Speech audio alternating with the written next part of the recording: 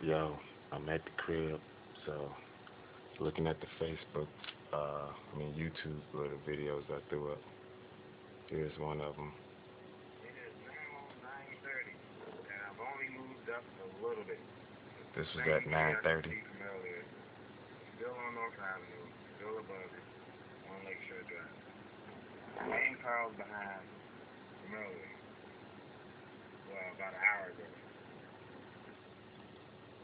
And then it is 2:30. We are still sitting here. There's no cleanup. As you can see, I pulled my car over to the side because I was going to try to go down the embankment, but I couldn't make it. So I just said, I'm going to sit right there, leave the car to the side.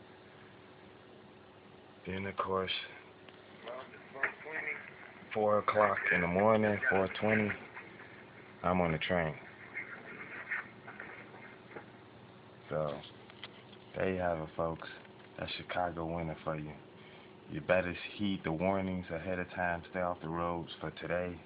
Going out there, it's bad. It's real bad out there.